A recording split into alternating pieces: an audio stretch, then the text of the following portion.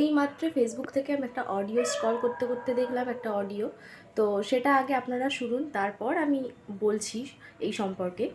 সোমা মুখার্জি, এত কষ্ট হচ্ছে ভিতরে যে হসপিটালে বসে থাকতে পারছি না। আমাদের সব ডাক্তাররা সবাই খুব ডিস্টার্বড। আজকে তো ওপিডি বন্ধ রাখা হয়েছে। তোরা জানিস সমস্ত ঘটনা শুনলাম, যা যা মানে সত্যিকারের ঘটনা, যেটা আরজিকরের ভিতরের যে ডাক্তার তারা তাদের বন্ধু বান্ধব মারফত এটা ছড়িয়ে মানে এসছে আমাদের কাছে। অ্যাকচুয়ালি যেটা ঘটেছে সেটা হচ্ছে, আমি শুনে তো মানে বিশ্বাস করতে নিজেকে কেমন লাগছে রে। প্রত্যেকটা আমাদের ওয়েস্ট বেঙ্গলের প্রত্যেকটা মেডিকেল কলেজে, বিশেষ করে কলকাতার সরকারি মেডিকেল কলেজগুলোর প্রিন্সিপালরা, ডিপার্টমেন্টাল হেডরা, প্রিন্সিপালরা বিশেষ করে, তারা পাশ করানোর জন্য স্টুডেন্টদের কাছে রীতিমতো টাকা নেয়। যেসব স্টুডেন্টরা, ইন্টার্নরা, পিজিটিরা যারা ভালো করে ক্লাস করে না বা থিসিস তারা জমা দেবে, পিজিতে তো থিসিস জমা দিতে হয়, তো যারা MBBS final year final pass করবে না সাপ্লি পাইয়ে দেবে, ইন্টার্নের কমপ্লিশন দেবে না, ইন্টার্ন হওয়ার পর কমপ্লিশন না দিলে তারা রেজিস্ট্রেশন নাম্বার পাবে না, এই সমস্ত ভয় দেখিয়ে টাকা পয়সা নেয়। সমস্ত জায়গাতেই এটা আছে। এর মধ্যে সব থেকে নিকৃষ্ট থেকেও নিকৃষ্টতম হচ্ছে সন্দীপ ঘোষ, প্রিন্সিপাল, যে তোর আমাদের কি বলে আরজিকর মেডিকেল কলেজে। সেখানে ভাব যে ওনার একটা বিশাল নেক্সাস ছিল, যাতে উনি বেশ কিছু ইন্টার্ন, হাউস স্টাফ এদেরকে দিয়ে ওই নেক্সাসটা চালাতেন। তারা ওখানে একটা সেক্স র্যাকেট চালাতো, তারা একটা ড্রাগ র্যাকেট চালাতো। ড্রাগ র্যাকেট মানে ওই যে ওটাতে বলেছে না, ড্রাগ মানে শুধু ওই হেরোইন আর ব্রাউন সুগারের ড্রাগ খাওয়া বা মদ খাওয়া নয়। ড্রাগ মানে হচ্ছে যে কম দামি, কম টাকায় যে ওষুধ পাওয়া যায়, যে ওষুধ, ওষুধ না জল ভগবান জানে, সেই ওষুধের মানে কোটি কোটি টাকায় যে টেন্ডার বেরোতো, তার সেই ওষুধ নিয়ে ওষুধ কোম্পানিগুলোর কাছ থেকে কোটি কোটি টাকা, সেই সমস্ত টাকার একটা বড় অংশ যেত পার্টি ফান্ডে। বুঝতেই পারছিস তাহলে। সেই জন্য পার্টির একদমই কাছের উনি, পার্টির মানে একদম খুদ মানে ওপর লেভেলের একদম আসল জায়গাটার কাছে। তো এবার উনি এই যে নেক্সাসটা চালাতেন, তাতে রীতিমতো কোন ইন্টার্নকে উনি পাশ করাবেন, কোন পিজিটিকে উনি থিসিস কমপ্লিট করাবেন, সেগুলো সব ভয় দেখিয়ে টাকা নিতেন। আর তার হয়ে কাজ করতো ওই ইন্টার্ন হাউস স্টাফের একটা পুরো বড় নেক্সাস। এবার এই মেয়েটির যে পিজিটি, মেয়েটি অত্যন্ত ভালো, সে তার থিসিসটা কমপ্লিট করাবে না বলে হুমকি দিচ্ছিল। সে এটা জানতে পেরে গিয়ে বলেছিল যে আমি এরকম কোনোভাবেই মেনে নেব না, আমি এর বিরুদ্ধে আমি যাবো এবং আমি এর বিরুদ্ধে সব ফাঁস করে দেবো। তখন তাকে রীতিমতো ধমক দেওয়া হচ্ছিল। এটা চলছিল লাস্ট 6 মান্থস ধরে, 6 মাস ধরে তাকে হুমকি দেওয়া, তার প্রতি মানে বেশি বেশি প্রথমের দিকে কি করছিল, অত্যাচার করছিল। মানে কিরকম, বেশি বেশি করে নাইট ডিউটি দিচ্ছে, একটা স্ট্রেস 36 আওয়ার্স ডিউটি, বেশি বেশি করে নাইট, বেশি বেশি করে খাটানো, এবং এগুলো সব জানে ডিপার্টমেন্টাল হেড, চেস্টের যে ডিপার্টমেন্টাল হেড সেও জানে, সিনিয়র পিজিটিরা সবাই জানে। প্রিন্সিপালের নির্দেশেই হচ্ছে এবং ওনার নেক্সাসের ছেলে মেয়েরাই কাজ করছে। তারা 6 মাস ধরে এটা করেছে।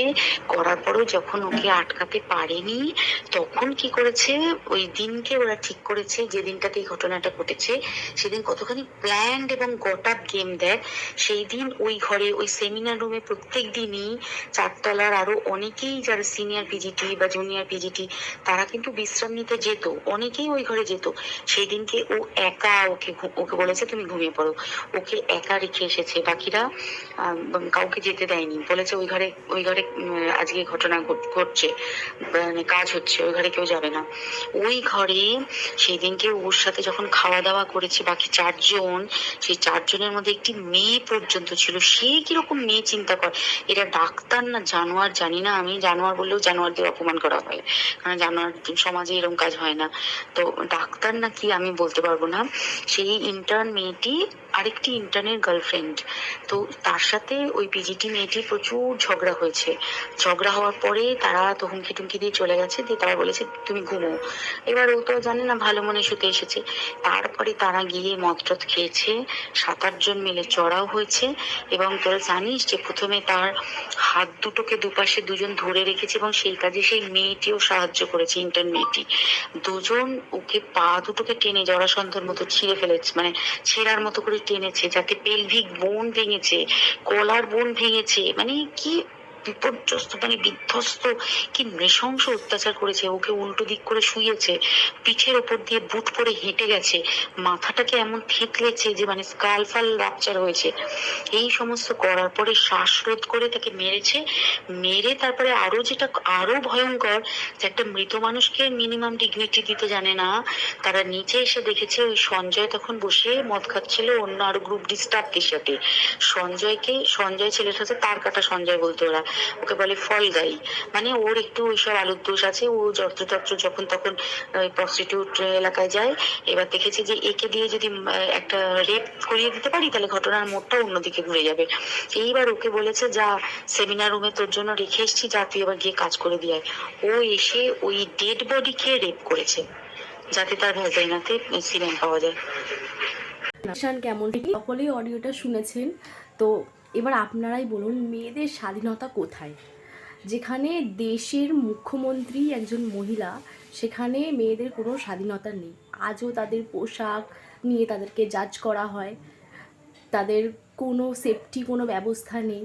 কিন্তু অথচ দেখো যখন ভোট আসে, ভোটের আগে ভোট প্রচারে কত তারা রোদ্দুর ঝড় বৃষ্টি কোনো কিছু তোয়াক্কা না করে রাস্তাঘাটে বাড়ি বাড়িতে গিয়ে ভোট প্রচারের জন্য তারা নিজের থেকে বাড়ি বাড়ি গিয়ে তাদেরকে ভোট দিন, এই করব সেই করব কত কথা।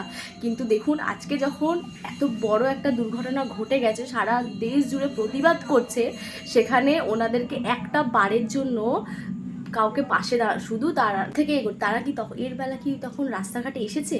আসেনি। কিন্তু তখন সাধারণ মানুষজনরাই কিন্তু পাশে এসে দাঁড়িয়েছে, একে অন্যের পাশে এসে দাঁড়ান, কিন্তু তারা আজও পাশে আসবে না। কারণ মানে মেয়েদের শত্রু। হ্যাঁ ভাই, তোরা মানুষ একটা, যে কিনা চিকিৎসা করে লোকের সেবা করছে, তাকে মারার আগে একবার তোদের হাত কাঁপলো না? তাই 6-7 জন মিলে একটা মহিলাকে রেপ করলি। তোরা মানুষ, তোরা মানুষের মধ্যে পড়িস না। তোদেরকে যদি জানোয়ারের সঙ্গে তুলনা করা হয় তবুও কম পড়ে যাবে। তাদেরকে অসম্মান করাবে, জানোয়ারকেই অসম্মান করাবে, তোরা মানুষ না। আর আমরা এমন একটা দেশে বাস করি যেখানে ভোট নেওয়ার আগে প্রচারে বেরিয়ে ভোট আদায় করতে হয় কি করে জানা আছে। কিন্তু দেখুন আজকে তারা কি করছে, নাকে সর্ষের তেল দিয়ে ঘুমাচ্ছেন আপনারা। যদি দায়িত্ব পালন না করতে পারেন তাহলে মুখ্যমন্ত্রী কেন হয়েছে? পদত্যাগ করে দিন আপনারা। বাংলাদেশে না বুকের পাঠা আছে বলেই পদত্যাগ করে দিয়েছে। আপনি পারবেন না জানছেন তো, আপনার থেকে হাত থেকে ক্ষমতা চলে যাবে। আপনার কাছে ক্ষমতাটা মেন। কি হচ্ছে দেশের মহিলাদের সেফটি কোথায় আপনি বিন্দু মাত্র তাদেরকে নিয়ে ভাবতেন না। তো ভাবলে আজকে এই দিনটা দেখতে হতো না, একটা মায়ের কোল খালি হতো না, একটা প্রজন্ম নষ্ট হতো না, একটা মেয়ের শখ সব কিছু এইভাবে নষ্ট হতো না। কি করছেন? কই দেখছি না তো আপনাকে। যেভাবে ভোট প্রচার করতে বেরিয়েছিলেন, এখন কোথায়? এখন প্রচারে বেরিয়েছেন?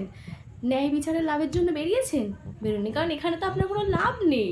বেরিয়ে আপনি বেরাবেন কি করে? মেয়েদের শত্রু। হ্যাঁ ভাই, তোরা মানুষ একটা, যে কিনা চিকিৎসা করে লোকের সেবা করছে, তাকে মারার আগে একবার তোদের হাত কাঁপলো না? তাই 6-7 জন মিলে একটা মহিলাকে রেপ করলি। তোরা মানুষ, তোরা মানুষের মধ্যে পড়িস না। তোদেরকে যদি জানোয়ারের সঙ্গে তুলনা করা হয় তবুও কম পড়ে যাবে। তাদেরকে অসম্মান করাবে, জানোয়ারকেই অসম্মান করাবে, তোরা মানুষ না। আর আমরা এমন একটা দেশে বাস করি যেখানে ভোট নেওয়ার আগে প্রচারে বেরিয়ে ভোট আদায় করতে হয় কি করে জানা আছে। কিন্তু দেখুন আজকে তারা কি করছে, নাকে সর্ষের তেল দিয়ে ঘুমাচ্ছেন আপনারা। যদি দায়িত্ব পালন না করতে পারেন তাহলে মুখ্যমন্ত্রী কেন হয়েছে? পদত্যাগ করে দিন আপনারা। বাংলাদেশে না বুকের পাঠা আছে বলেই পদত্যাগ করে দিয়েছে। আপনি পারবেন না জানছেন তো, আপনার থেকে হাত থেকে ক্ষমতা চলে যাবে। আপনার কাছে ক্ষমতাটা মেন। কি হচ্ছে দেশের মহিলাদের সেফটি কোথায় আপনি বিন্দু মাত্র তাদেরকে নিয়ে ভাবতেন না।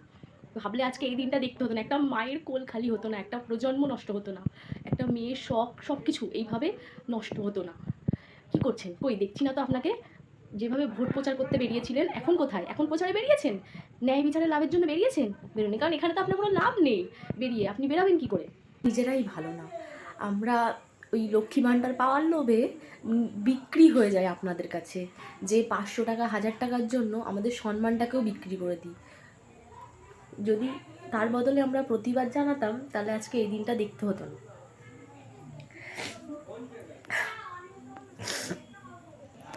আর ভাই তুই একটা মেয়ে হয়ে কি করে পারলি একটা মেয়ের সম্মানটাকে এইভাবে নষ্ট হতে দিতে, যেখানে তুইও তাদের সঙ্গে সামিল ছিলিস? তোর লজ্জা করে না একটা নারী জাতি হয়ে একটা নারী জাতিকে শেষ করতে?